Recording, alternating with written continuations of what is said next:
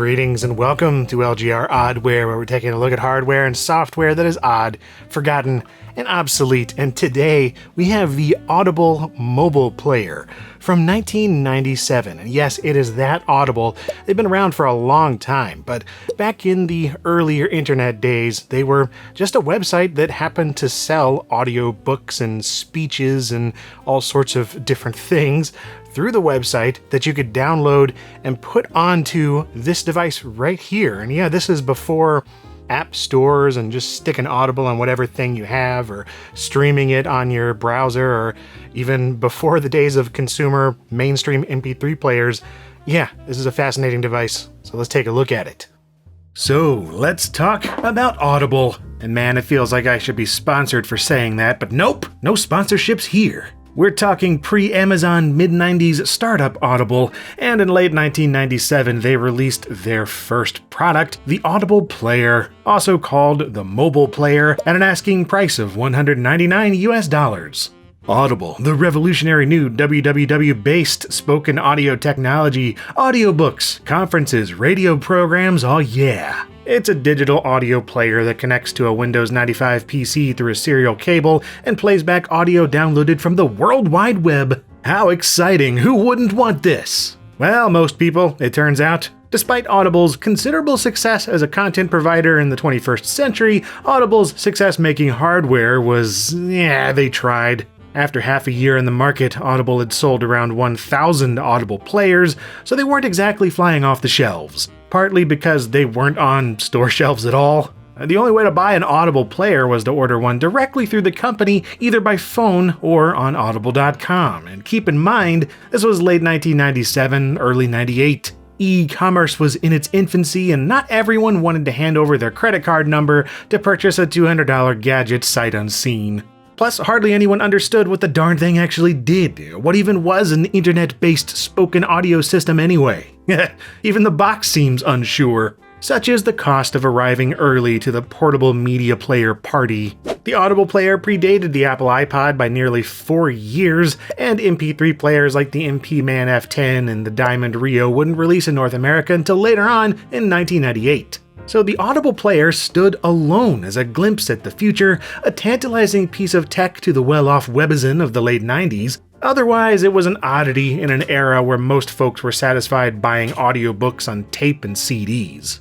Then, once early adopters and gadget columnists got their hands on it, critics praised the player for its convenience and the ease at which you could download new audiobooks, but dinged it for its steep upfront cost, low audio quality, cheap-feeling plastic components, and tiny storage capacity. Yeah, the first Audible player only packed 4 megabytes of flash memory, which equated to around 2 hours of audio thanks to Audible's proprietary audio compression. Yet, even after the Mobile Player Plus was made available, an upgraded $300 model holding 7 hours of audio, critics still ended up comparing Audible players to the Sony Walkman rather unfavorably. A Walkman was more affordable, could play audio in stereo and at higher fidelity, had the ability to record, took mere seconds to swap material without a computer, had better battery life, and didn't require an internet connection. Despite this, Audible kept on trucking through some seriously rocky times. In 1999, Audible's president and CEO, Andrew Huffman, suffered a major heart attack and suddenly passed away at just 40 years old. And even if this tragedy hadn't occurred, the dot-com bubble was near bursting point. Like so many internet startups, Audible's public shares were plummeting by the end of the year 2000, sinking 73% in value 11 months after going public, eventually dropping to just 15 cents a share in February of 2003. They managed to survive though, partnering with companies like Diamond to allow Audible downloads on the Rio 500 MP3 player, releasing their own MP3 player, the Audible Otis, in 2002 to somewhat middling reviews, until finally iTunes happened. In October of 2003, Audible became the exclusive provider of spoken word audio to the iTunes Music Store, apparently stemming from Steve Jobs being a fan of theirs, as Audible founder Don Katz explains. I get a call from Steve Jobs, and then he basically said, I really want to have a meeting, and so we had a meeting. And he basically told me that he completely admired this, and that's why I want to work with you guys and have your service on the device I want to make. So that worked out, with Audible leaving the hardware business behind and Apple iTunes sales contributing to 5 years of growth, culminating in the entire company being purchased by Amazon in 2008 for $300 million, then proceeding to sponsor any content creator with a pulse because screw you, they got that Jeff Bezos money now. But yeah, anyway, the Audible Player from 1997, humble beginnings indeed, arguably a total flop on its own, yet it set the groundwork for greatness nonetheless. Let's unbox this rare creature and give it a go. Right, so there's the Audible Player itself, weighing just 2.5 ounces or 71 grams. There's a rechargeable nickel metal hydride battery that originally boasted 3 hours of battery life, a nice leathery carrying case with a visor clip around back, a docking station for charging and syncing the device to a PC with a little spot for charging a spare battery on its own, a 16-watt AC adapter that plugs into the dock, a serial cable that goes between the dock and your computer, and a CD-ROM containing the Audible Manager and related software, amusingly distributed on a CDR with a cheap CD Stomper printed label on top.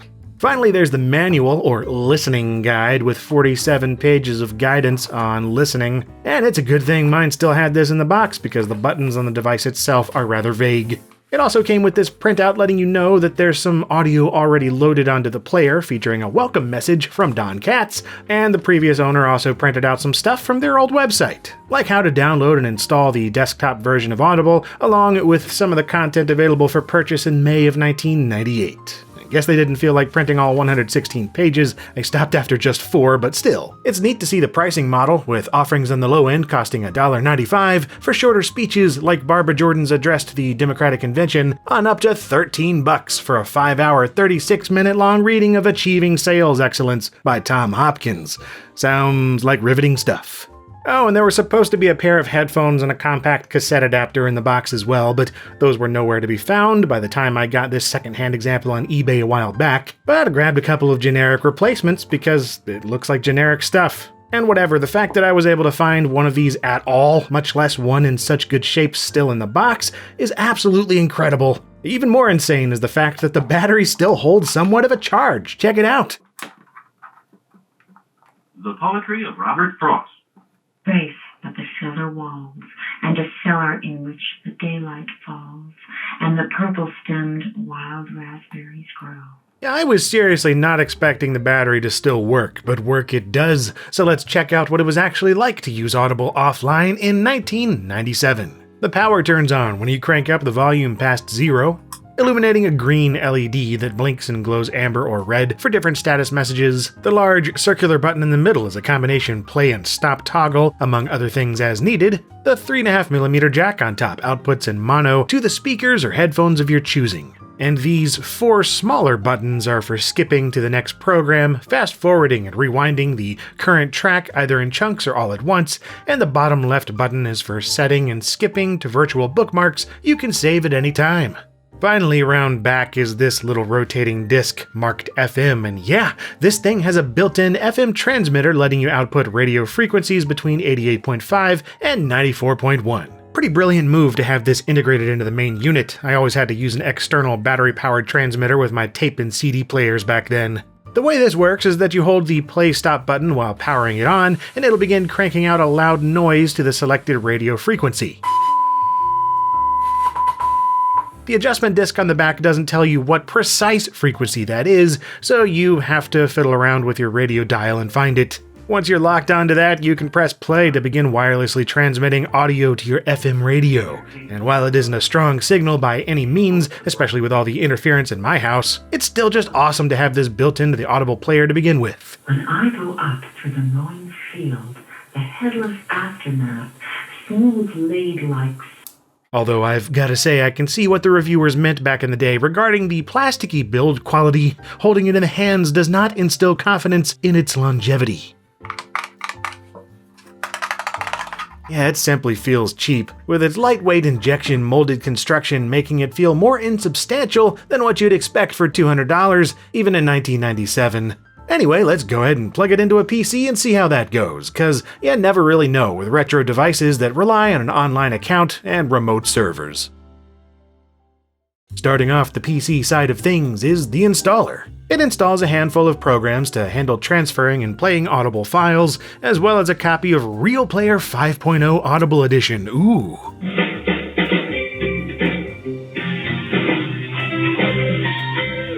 Man, now there's a sound I haven't heard in decades. So yeah, it supports certain mobile real audio and CCITT ULAW WAV files in addition to the usual Audible stuff. We'll have to try that out later. But for now, with it docked and plugged into the serial port, the Audible Manager software quickly detects the device on COM1, and then proceeds to ask for your username and password. Welp. Obviously that isn't going to work, seeing as it relies on who knows what kind of credentials and ancient mobile player servers, so we'll just skip that part.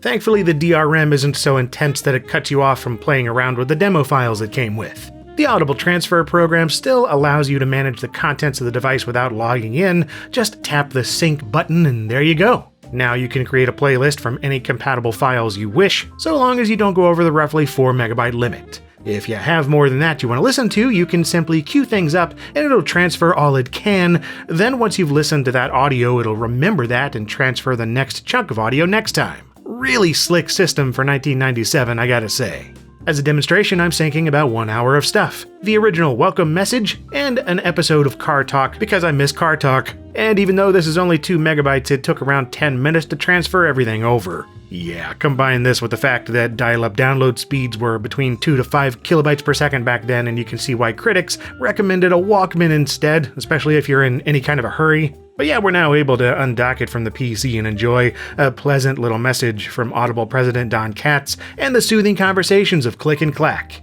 I've recorded directly from the player itself here so you can listen in all its 8-bit, 8 kilohertz monophonic glory. I'm Don Katz, co-founder and president of Audible. Welcome to Audible. Welcome to this new way of listening, to this powerful new way to be informed and entertained and educated and even elevated by the words you will hear via Audible.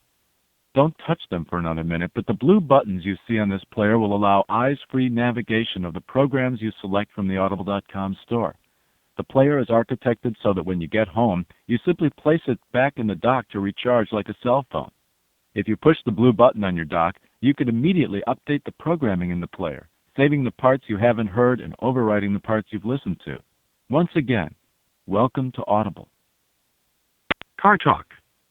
This is Audible. If you've never heard Car Talk, you're in for a treat. Each week, the zany Tappet brothers dispense a combination of automotive advice and philosophical observation. Mark 2 set. Enjoy this free sample and return to Audible for more good humor. Mark 3 set, including 1, 2, 3, 4. What can we do for you? Well, I splurged and I bought a brand new 1997 Subaru Brighton. I'm pretty happy with it, except for a few things. And one of the major things is that it's very low to the ground. I'm scraping. I assume it's just this large kind of fancy bumper thing that goes that's underneath. that spoiler thing that's in the front. Yeah. Yeah, plastic piece. That'll fall off. Unnecessary. That'll be falling off. Can I take it off? Sure, you don't have to. It will come off of its own. It's like a stab. It will fall off when it has to. Now, how about those other file formats? Well, I'm sad to say I have had zero luck with those so far. I've followed the file specifications exporting using the required settings on both vintage and modern software, but nah, it thus far refuses to play ball, so that's unfortunate. Out of curiosity, I also tried seeing if the modern Audible Manager software would do anything. Now, while it doesn't help me with this device, I was surprised to see just how far back it went, all the way to the Diamond Rio, the Audible Otis, and even the Tapwave Zodiac. That is some impressive legacy support, but yeah, doesn't help me here. However, this is what it sounds like with my voice saved at the exact sample rate and bit depth used by the original Audible player. Yeah, it's tolerable for voice recordings, I suppose, but it completely makes sense that the company deemed it unsuitable for music. Check this out.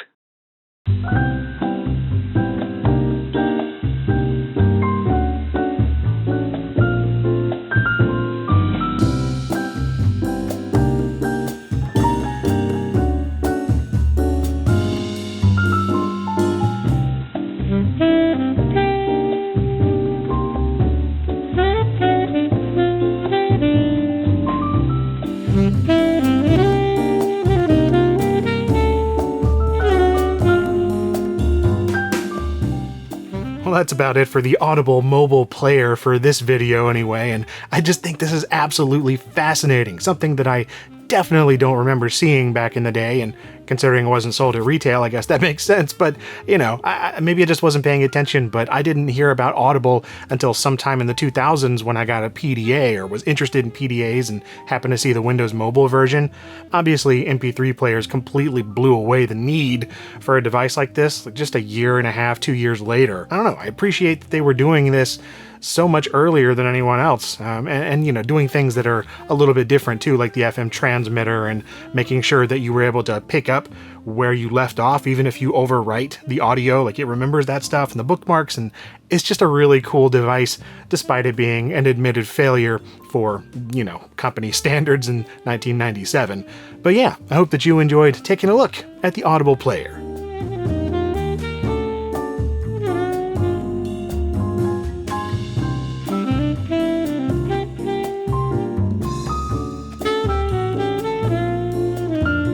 And if you like this video, then hopefully you'll like some of the other Oddware episodes that I've done, or any number of the other things here on LGR. There's new videos every week. And as always, thank you very much for watching.